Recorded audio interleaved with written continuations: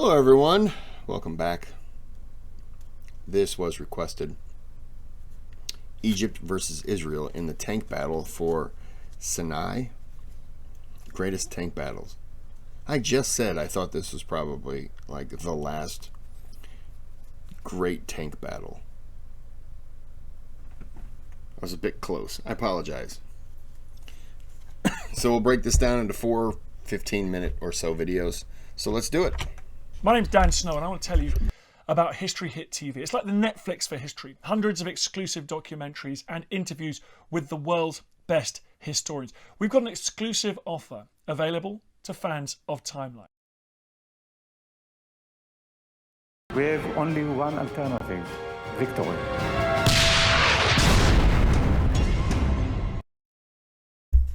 Okay, now video. June 5th, 1967. Israel launches a preemptive strike against Egyptian forces massing along its border and catches them completely off guard.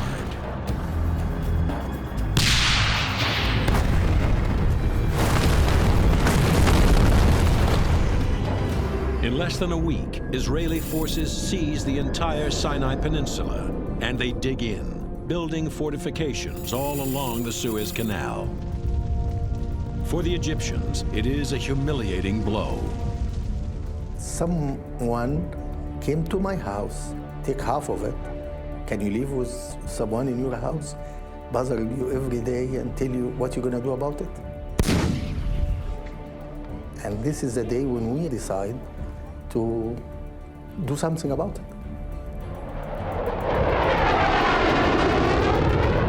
As soon as the 1967 war ends, Egyptian President Gamal Abdel Nasser begins completely rebuilding his battered army. It took Egypt a good 6 years of training, of straight, hard training, restructuring of all the system in the army. By the fall of 1973, it is a force of over 300,000 well-trained men, 2,000 artillery pieces, and 2,400 tanks. But it will take more than just men and machines to beat the battle-hardened Israelis. The Egyptians know that they need to catch Israel by surprise. The Egyptians develop a plan. They develop one of the most remarkable deception campaigns of the last 100 years. They practice forming up their units, driving to the canal, and then they practice the canal crossing itself. And they do it over and over and over again. So that over the course of time, the Israelis just come to expect it. It just becomes a part of the scenery. Beyond that, the Israelis have grown complacent in their defensive positions and believe the Egyptians pose no serious threat. Since the Six-Day War, after such a famous victory, the Israeli army became to be too arrogant. Sorry, I got this thing that's blocking me and it's really starting to annoy me and I want to just...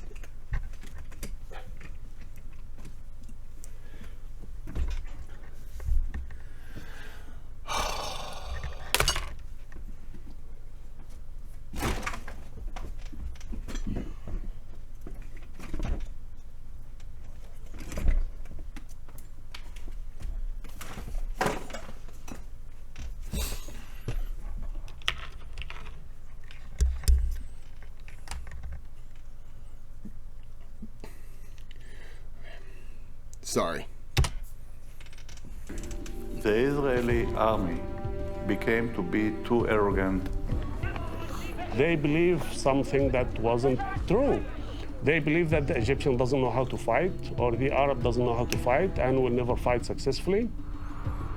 In October 1973, all the Israeli Defense Force has to defend its 200-kilometer Sinai front are 18,000 men, 100 artillery pieces, and less than 300 tanks. A tiny defensive force, woefully ill-prepared for battle. And on October 6, 1973, Egypt and their Syrian allies launch an immense two-front offensive against Israel. In the opening hours of the attack, Israeli forces are quickly routed. On the northern front, masses of Syrian armor steadily advance. I don't know what this red line is here, and it's... So it's something in my recording. Okay. Into the Golan Heights. And on the Sinai front, the situation for the Israelis is even more desperate. My brigade was the only brigade along the Suez Canal responsible for a front of 200 kilometers.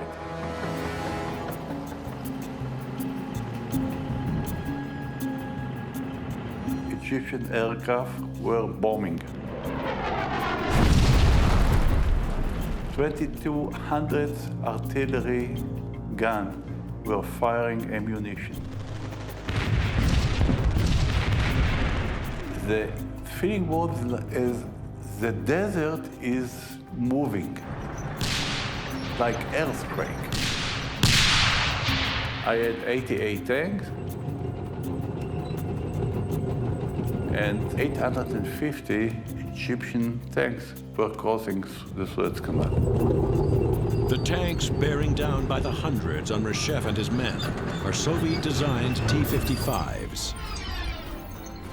At 36 tons, the T-55 is relatively small, but it can move at up to 50 kilometers per hour and is armed with a 100mm main cannon, providing a perfect balance of speed and deadly firepower.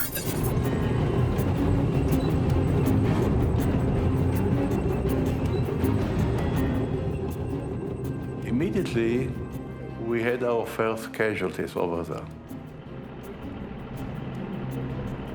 We tried to avoid them from crossing, but the ratio between their forces and our forces were unthinkable.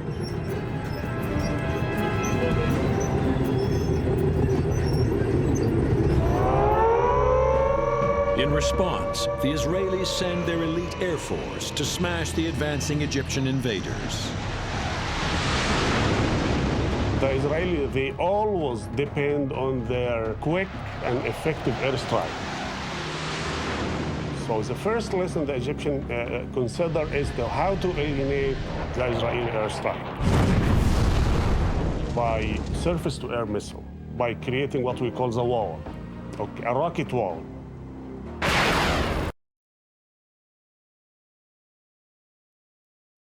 I never thought. I can't fix the red line, not while this video is playing. I have to try to fix it after this video. Apologies. Back to the video. It's driving me crazy. In the first 2 days, the Israeli Air Force lost more than 1/3 of its airplanes. So they decided to stop any airstrike at all. With the Israeli Air Force neutralized, the Egyptians can begin the most difficult and dangerous phase of their operation, the crossing of the Suez Canal. The minute you just see the canal, you can just have tears, because it was just a great feeling that you get this piece of land back. The Egyptian crossing of Suez is an absolutely brilliant military operation. They have figured out every aspect of the canal crossing. They know that the Israelis are reliant on these huge sand barriers to try to keep the Egyptians away, and they develop high-powered water hoses that allow them to effectively just spray holes using water to erode the sand and cut passages through these Israeli sand pumps.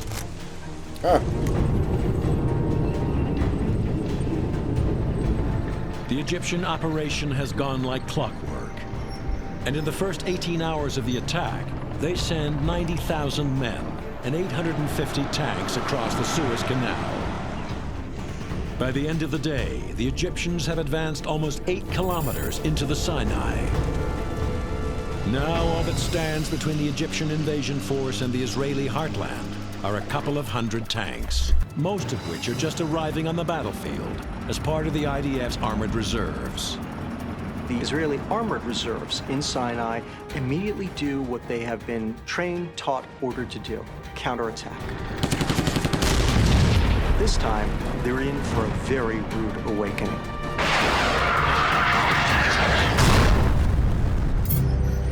October 6, 1973. After a massive artillery barrage and wave after wave of airstrikes, hundreds of Egyptian tanks surge across the Suez Canal and storm into the Israeli-occupied Sinai desert. The feeling was is the desert is moving like earthquake. The handful of Israelis defending the 200-kilometer front are caught off guard and quickly overwhelmed. And by the end of the day, the Egyptians have advanced 8 kilometers into the Sinai. Desperate to staunch the Egyptian invasion, Israel calls up its armored reserves, and by October 8th, they are ready to strike back. The Israeli armored reserves in Sinai immediately do what they have been trained, taught, ordered to do: counterattack. The Israeli plan calls for the lead elements of their reserve forces, 100 tanks strong, to attack straight into Egyptian positions, break up their formations, and force them back across the canal. Leading the 217th Reserve Armored Brigade against Egyptian positions near the Ferdan Bridge is Colonel Natki Nir. The next day, on the 8th, I received an order to move southward and to attack.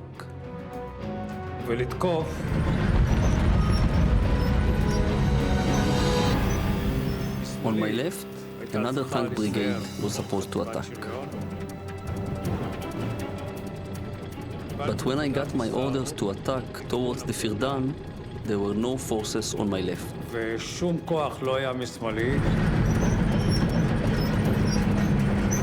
When we approached to about 600 meters from the direction of the canal, we encountered an inferno of shelling.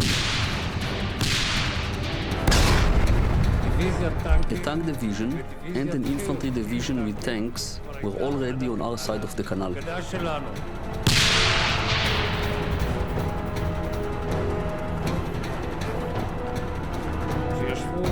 They sat on our sand ramparts, on our side of the canal, and hunted us.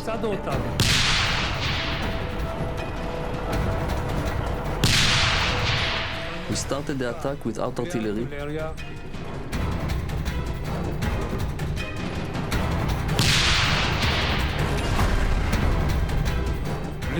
Without air support, and the whole attack depended on tanks.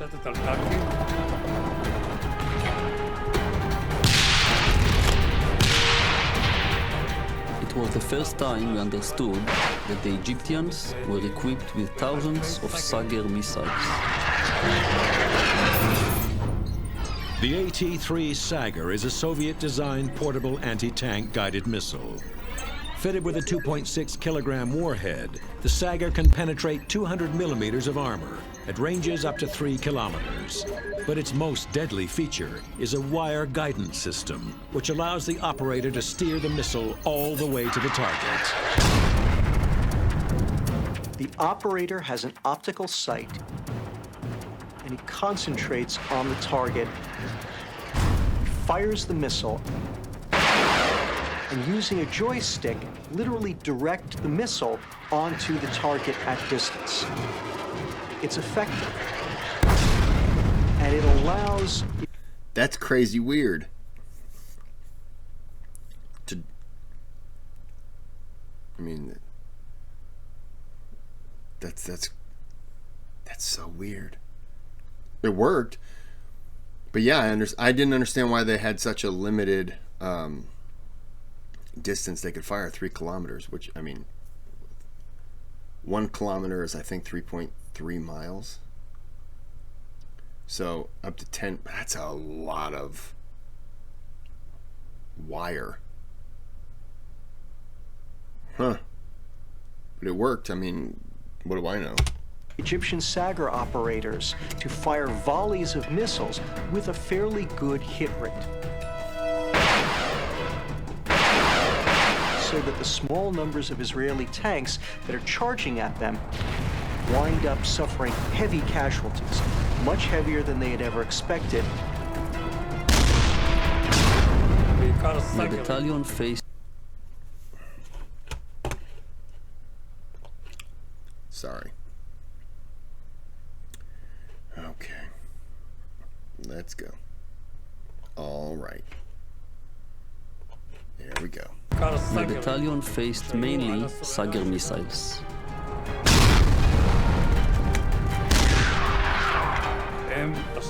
They did a job on my brigade.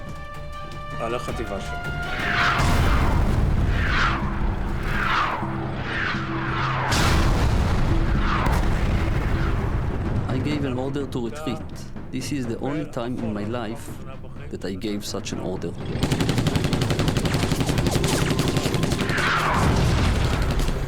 Out of the approximately 22 tanks, 6 got out, and the rest were all destroyed. Wow. 22 tanks, only 6 got out. We're going to pause it here. This is part 1. Hopefully I can get rid of that stupid red bar. Oh, it's driving me crazy. Okay. So there is a thanks button. You could donate to the channel. You know how that all works. Any donation is appreciated. We also have, if you watch multiple videos and you're not subscribed, subscribe. It's free. Who cares? Give a thumbs up. It doesn't cost you anything. Just click it. And then for the people who want to click the thumbs down video, I will be sending you worm-infested camel turds. Now, I want to give you something. I want to make you cookies and muffins made from camel turds. I think that's better. Probably tastier too. Oh, side note. I don't know why I'm sharing this. There was a video I saw. These 3 guys, they were scientists, and I think they were in New Mexico in the United States. Maybe Texas, somewhere around there. There is this cave. Could be Arizona. Anyways, there's this cave that has like over 1 million bats in it, and the bats come out at night. And these scientists, I just thought I was watching it.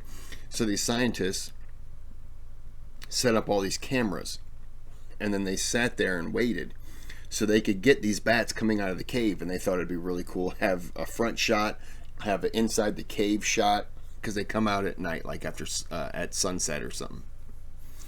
And so this guy had all these things out there, these 3 guys, I shouldn't laugh, and the bats came out, and I don't know if the signals from the cameras screwed up everything, but the bats started circling and they started pooping, and it was getting all over the people, all over the place. The guys kind of laughed. They got massive infections within 2 days, and they were dead by day 3. So don't go playing around with bat poop. If you have the chance, and you're just like, oh look, it's bat poop, I'm gonna go pick it up and juggle with it. Don't do that. That's bad. I don't know why you'd want to do that to begin with, but public service advice, a warning, whatever it goes. However, I'm going to end this here. I don't know what I'm saying. This red line is really annoying me. So have a good day. Have a good night.